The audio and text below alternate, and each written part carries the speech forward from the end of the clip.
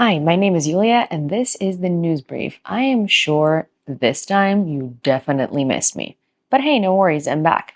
Here we catch up with 4 to 6 news stories every other day that I expertly tailor myself, depending on what I consider, in my humble opinion, to be the most relevant today.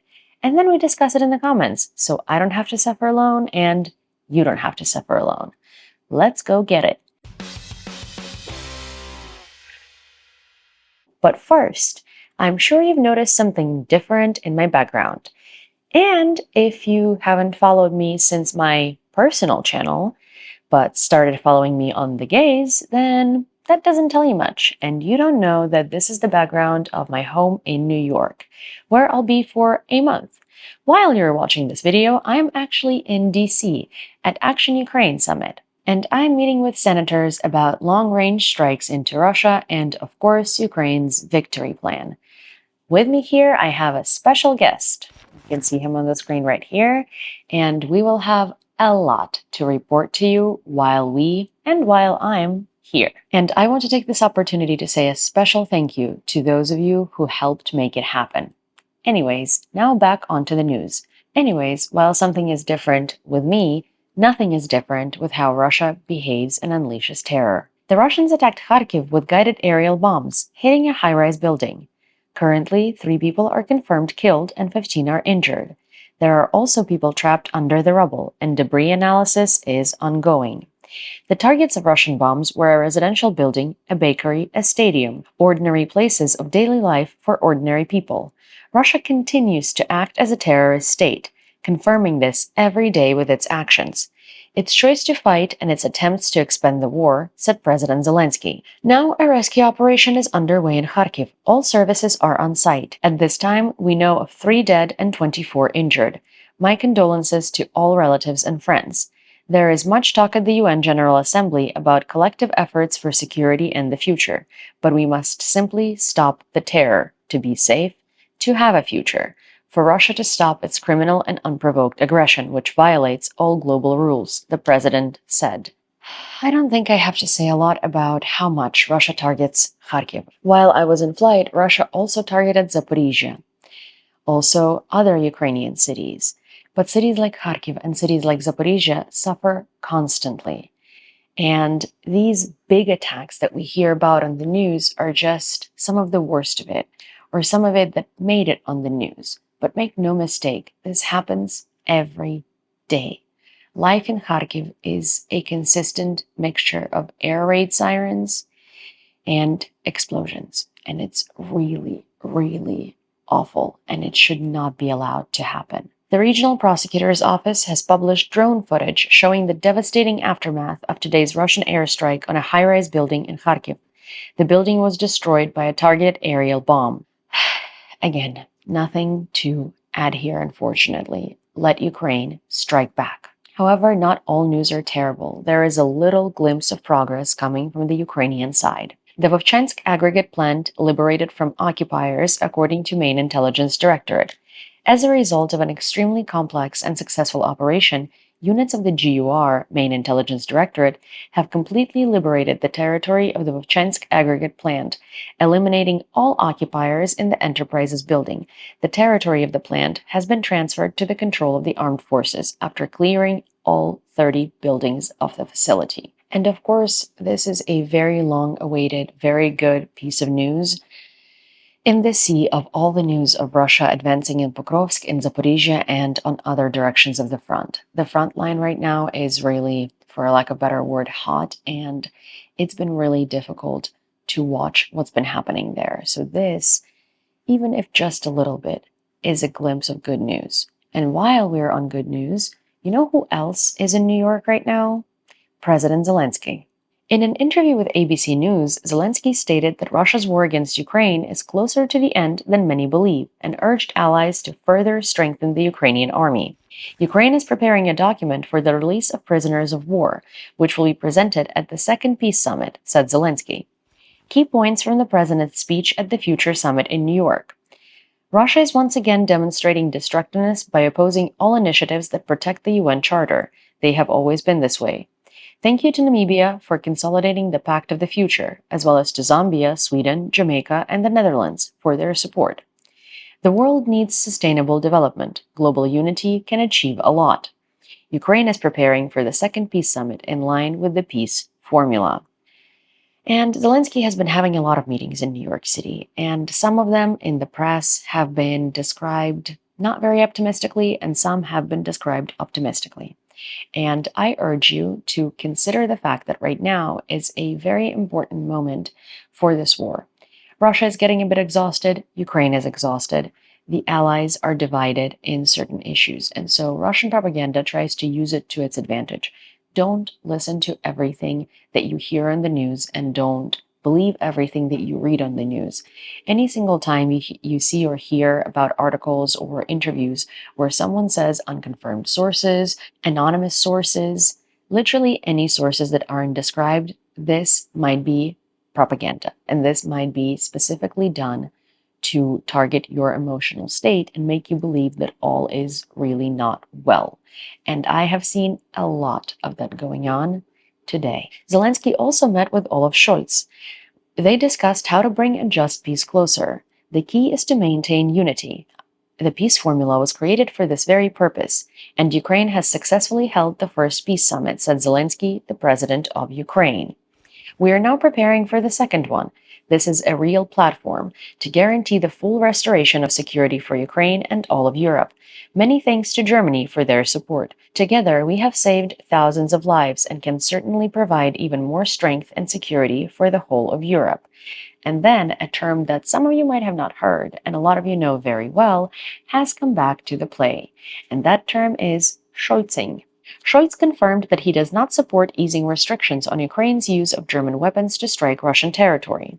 He stated that the German government made several decisions regarding military to support Ukraine, which are very clear to me. Among them is the commitment that Germany will not lift the limitation on firing range. The German chancellor also reiterated that Berlin will not supply Ukraine with high-precision, long-range weapons in the future, regardless of the decisions made by NATO partners. I mean, Germany has never been wanting to give Ukraine Taurus.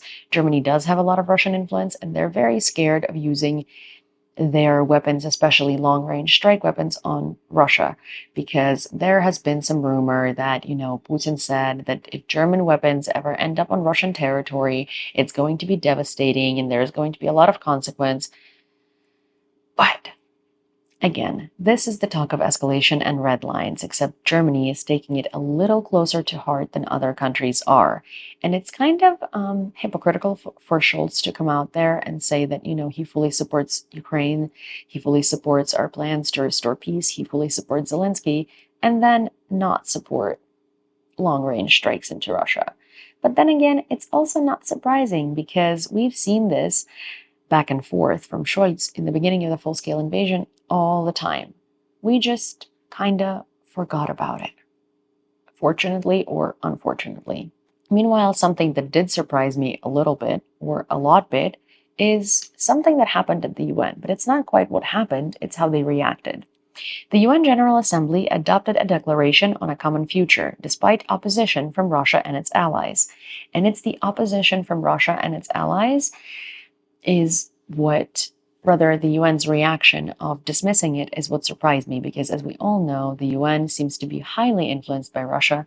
Russia is on the UN Security Council, even though, first of all, it's waging one of the largest wars of aggression in modern time, and secondly, Ukraine has provided an amplitude of evidence pointing out that Russia illegally inherited its seat on the UN, because that's just not what happens.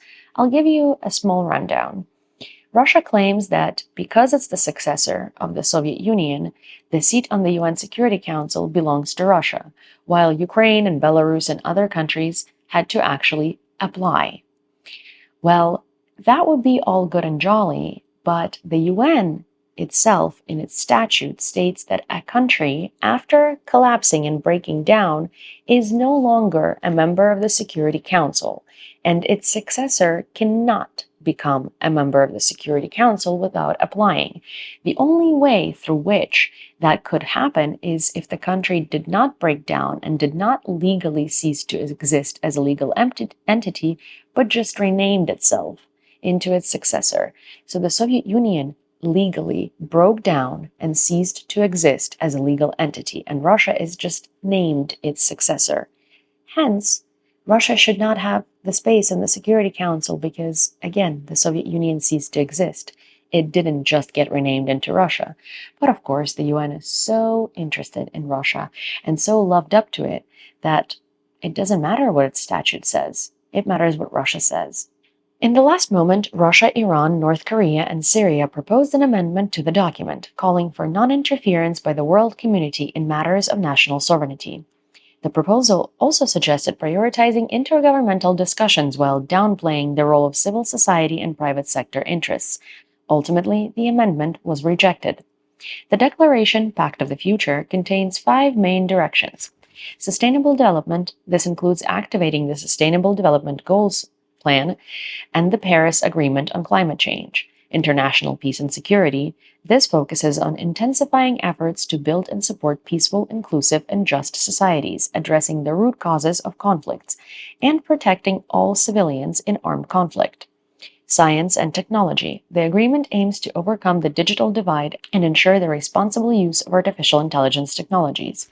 Youth and future generations, the declaration calls for involving young people in decision-making at both national and global levels. Transformation of global governance. This is a call to build partnerships with civil society, the private sector, local authorities, and regional authorities. The lack of a multilateral response to Russia's aggression against Ukraine raises serious doubts about the UN's ability to maintain global peace and security. It is clear that significant reforms of the Security Council are necessary, according to the Lithuanian President Gitanas Nausėda. I call on the international community to make greater efforts to limit Russia's ability to continue its colonial war. We must return to an international order based on rules, which means supporting Ukrainians in its struggle for freedom and democracy, Nausėda said. Interestingly, Lithuania's foreign minister, I believe, last week said that there needs to be a big reform, where he said that countries from Asia and Africa need to be added to the seats onto the Security Council to create more seats so it's more equalized in the world, and that, there needs to be an expulsion procedure. If they're not willing to take Russia off the Security Council based on their own statute, then they need to create a procedure to be able to remove aggressors off the seat on the Security Council. This, sentence, the lack of multilateral response to Russia's aggression against Ukraine, raises serious doubts about the UN's ability to maintain global peace. What do you mean raises serious doubts about the UN's ability to maintain global peace? UN clearly can't maintain global peace, and we see that. We are witnessing exactly that. It's been so long. It's been 2.5 years, and Ukraine is attacked by Russia every day, and the UN doesn't just do nothing. The only thing that it does do is, we strongly condemn this situation. It's sad. The UN has been useless. It doesn't raise serious concerns about their ability to maintain global peace. It shows that it can't maintain global peace, that the UN is completely useless in a situation like that because it's fully absorbed by the aggressor. And it's further proved by the fact that while the world is Scholzing again, Russia has plans to ramp up its terror, and Russia doesn't Scholz, Russia doesn't stop, Russia doesn't hesitate. Russia plans to increase defense spending by more than a quarter in 2025. According to Bloomberg, citing a draft of the Russian 3-year budget likely to be submitted to the State Duma soon, the Kremlin intends to increase military spending in 2025 to 13.2 trillion rubles, up from the 10.4 trillion rubles planned for this year. This increase will amount to 6.2% of the GDP. Expenditures on national defense and internal security next year are projected to account for about 40% of all budgetary allocations in Russia, more than the combined allocations for education. And interestingly, you might notice I talked about propaganda earlier.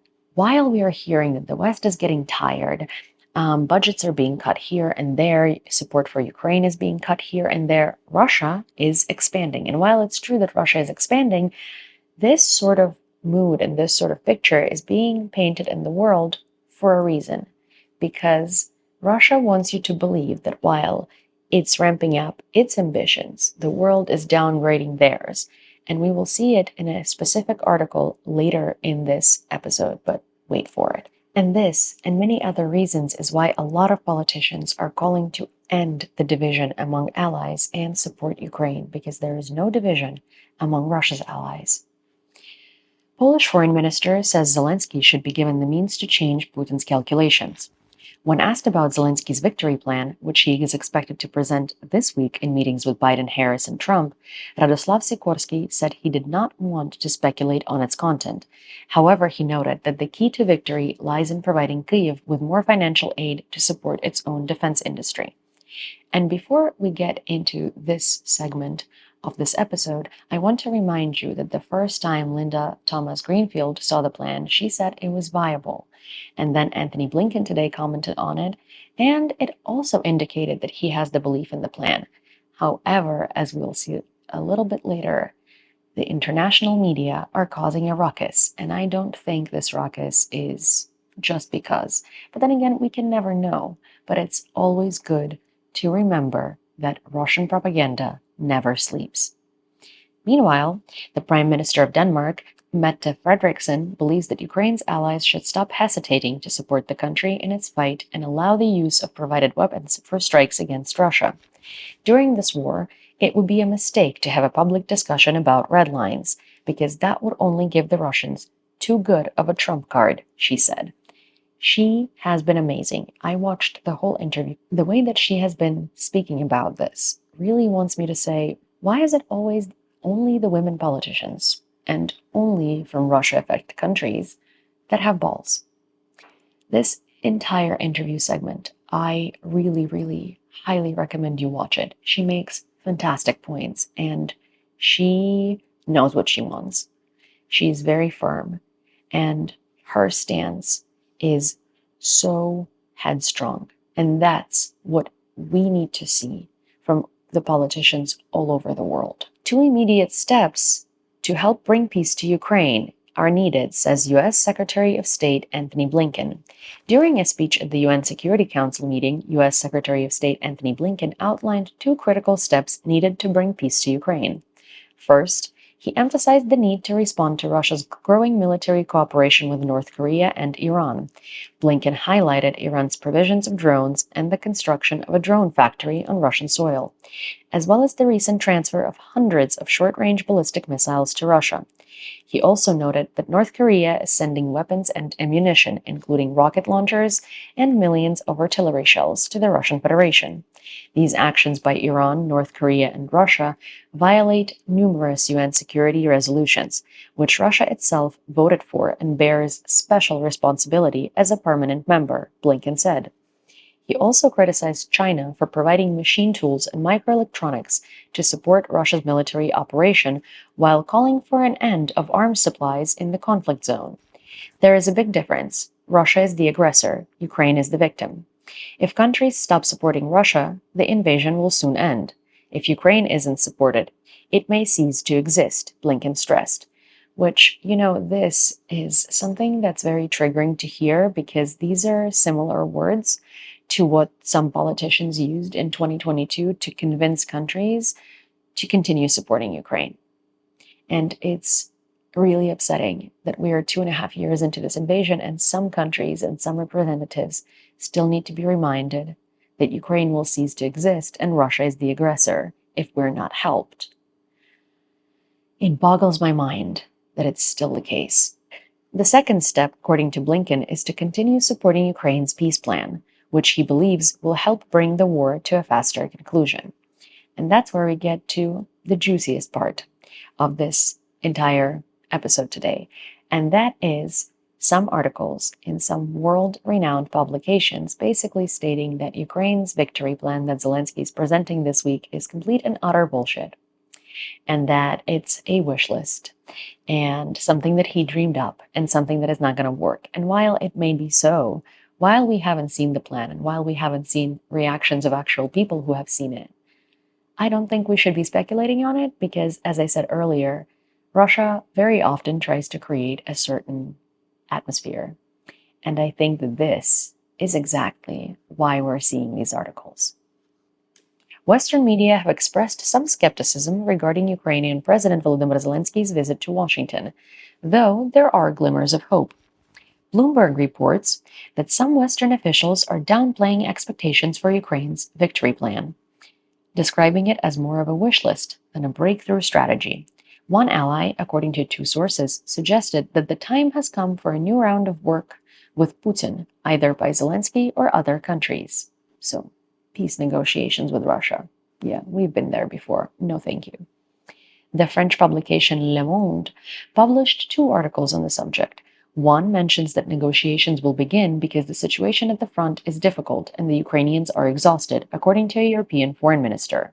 Which European foreign minister? The situation at the front is difficult, huh? It's been difficult for 2.5 years. We've been in situations that were this difficult. Ukrainians are exhausted. We have been exhausted since the beginning of this entire invasion. And what? You think because we're exhausted, we're willing to give off land? No. We're willing to give up? No. We're willing to submit to Russia? No. Another diplomat proposed that the Russian-Ukrainian war could end similarly to the Korean scenario. Oh, goody. Without a formal peace agreement, or follow the German model, where Germany coexisted with the GDR until reunification became possible. Yeah, these are all things that we've said we're not going to agree to, because we know that with Russia, nothing is going to ever change, no matter what, because we also see that the world is not planning on acting the same way they acted with Germany when it comes to Ukraine. So no thank you. Also, the Korean scenario, how funny. Are we pushing North Korean propaganda now as well? A second article claims that Ukrainians are becoming more open to negotiations under the condition of security guarantees, though the majority of respondents remain against such a prospect. Oh yeah, Ukrainians are becoming open to negotiating our territories back. No, we're not. There were always Ukrainians who would say that, but the vast majority of the country, as you've said, remains against it. So what's the point of saying Ukrainians are becoming open to negotiation, but we're just taking the tiniest little percentage that exists so we can, shape your perspective, the viewer's perspective on what Ukrainians want, right? No. The Washington Post notes that the discussions about whether to grant Ukraine permission to use long-range weapons on Russian territory are causing division among allies and within the Biden administration. So far, there are no indications that the White House will shift its stance. However, the WAPO columnist Max Boot offers a more optimistic perspective. While the situation in Ukraine is challenging, it is far from hopeless. Boot argues that given the right conditions, Ukraine could make gains next year. With more support from the West and Kyiv's greater focus in mobilizing, expanding its defense industry, and building fortifications, Ukraine can not only hold its ground but also create opportunities for further counteroffensives in 2025. But Ukraine faces difficult months ahead as it tries to hold the front line and rebuild its destroyed energy infrastructure. The West must demonstrate unwavering support, Boot writes. And he's right in that. He's right because while Russia is trying to undermine all of the ideas in the world that might indicate that Ukraine is still being supported and Ukraine is still not shifting its stance, the country is reacting to it by deliberating, by taking their sweet time. That's what makes Ukraine lose. That's what gives us problems. Because in reality, if we get all the support we've been asking for this entire time, the front line wouldn't be so difficult. It wouldn't be so difficult to defeat Russia because we would all remain unanimous in the fact that Russia needs to be defeated, and we would stop pushing the stupid narrative that Ukraine needs to negotiate. And then these publications wouldn't have the ability to write these articles because there wouldn't be any logical reasoning to them, and that would stop undermining the public support. And Ukraine has an answer to that. If US President Joe Biden doesn't back Ukraine's victory plan, Ukraine will continue with Plan B, as it has for years, said President Volodymyr Zelenskyy in an interview with The New Yorker. Zelenskyy explained that this plan doesn't depend on Moscow's cooperation, but relies on support from partners and Biden. If the US administration doesn't agree, he warned the war will drag on for too long. He also emphasized that any negotiations with Putin will fail because Putin has no intention of ending the war under reasonable terms. And by that, he's also saying that all of these articles saying that Ukraine is willing to negotiate and this needs to happen and things are going to shift in favor of, talking to Russia rather than beating it on the battlefield are bullshit. He's saying no, because if you're not going to back us to victory, then we're going to continue fighting. plain and simple. And this is going to drag on for very long and cost a lot for Ukraine and for the world. And hence, you need to help us end it now. And if you don't want to help us make Ukraine win, then help us help the world and Russia. And that is unfortunately all I have for you for today. I need to drive to DC to Action Ukraine Summit to meet with a couple of senators to talk about, long range strikes into Russia. And it's currently 4 in the morning. So I'm so committed to delivering the news to you after such a long time of not doing so, a whole week, that I woke up at 3 to record this video, edit it, and send it to production. So please allow me some grace. I know this episode is a little different than normal. I hope that you will enjoy them in the future. In the meanwhile, please like this video, send it to a friend so it has an easier time breaking through, the algorithm tricks of the internet, and comment on it what you think. Do you think that Zelensky's victory plan is going to be widely accepted? Do you think that people are going to have doubts? By people, I mean politicians. What do you think is in the victory plan? And do you think it's going to work? And also, in the meanwhile, don't forget to follow the gaze so you can catch up with the news and see my beautiful face more often. And of course, so you can follow my colleagues, because we all work tirelessly to bring you the news every day. Thank you, and I will see you next time.